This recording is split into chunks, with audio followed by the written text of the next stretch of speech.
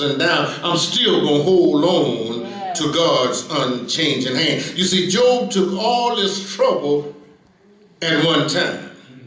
Now, some of us, we have trouble that causes us to suffer gradually along this Christian journey. But Job took everything Satan had to give him at one time, and he held on to God's unchanging hand. I don't know if many of us could do that. See, the Bible said that, and I know that Job suffered. Yes, Noah suffered. Noah suffered preaching the same sermon for 120 years. It's going to rain. But Noah never suffered like Job. Abraham suffered. He had to wait until he got to be an old man before he had a baby, but Abraham never suffered like Job. Joseph suffered because of jealous people. His brothers sold him into slavery, and he had to work from a prison to the king's palace, but Joseph never suffered like Job. Shadrach, Meshach, and Abednego, they suffered because of jealous people that put them in a burning fire furnace. But Shadrach, Meshach, and Abednego never suffered like Job. Daniel suffered. He was promoted by God and demoted by man, and then he was thrown in the lion's den. But Daniel didn't suffer like Job. Hosea suffered. Rocking and holding babies, the Bible said that wasn't his, but Hosea never suffered like Job. Elijah suffered because of the hands of Ahab and Jezebel, but Elijah never suffered like Job.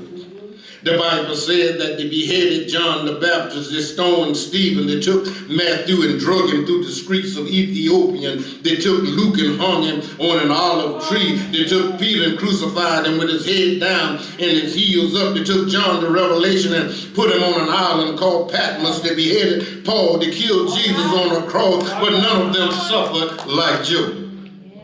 Yes, you and I have suffered. Some of us have suffered because of the hands of evil people, jealous people. People are gossiping, people stabbing us in our back, whether they're on your job, in your church, or in your family. But we all have suffered, but none of us have suffered like Job.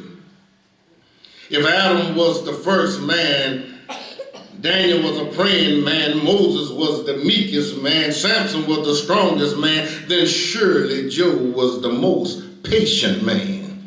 You see, Job took all this trouble at one time, but he still held on to God's unchanging hand. I need y'all to pray with me so I can make this thing clear. See, now some Bible scholars have said that there was no such character as Job.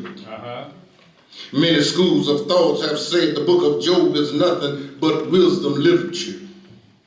Some say that the book of Job is an entertainment of life. They say it's a poem and somebody narrate this thing. Some scholars say that God was just trying to explain the problem of evil and he used the kind of personality, but this was really an abstract.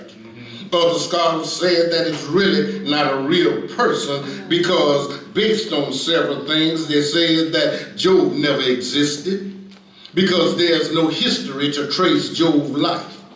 We don't know anything about Job's history. Some said that there was no such character as Job because no man could took so much punishment at one time and still come out swinging.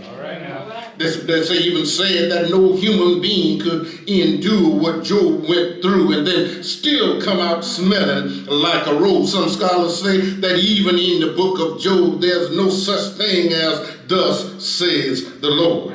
In the book of Job, it doesn't say anything about God in Hebrew history. You don't hear anything about the Jews. You don't hear anything about the laws, the writing, the prophet, or the Hebrew capitalization. Some scholars said that in the book of Job, God and the devil carried on a conversation out in open air other than being in the sanctuary. Can I get a witness in the holy temple? Now, some only say there was only one person came that lived to come telling about Job Job troubled. It says too much mathematic exactness. See, this thing just ain't adding up. Some even said that in the 11th chapter of Hebrew, Job is not listed among the great heroes in the Hall of Fame.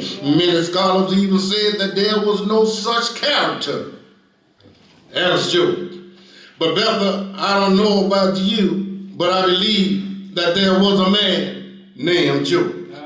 I believe it because in the 14th chapter in the book of Ezekiel, Job is listed with Noah and Daniel, and then in the book of James, he talks about the patience of Job. Well, am I right about that? See, I believe God can do anything. And I want you to know this morning, Bethel, that in the book of Job, God is trying to explain why good people suffer.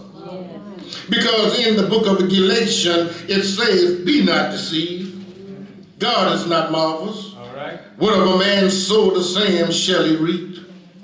I can understand when a person, Bethel, does something wrong and you punish them, they're reaping what they sow. You say, I can understand why people suffer for the bad things they do to other people because you are reaping what you sow.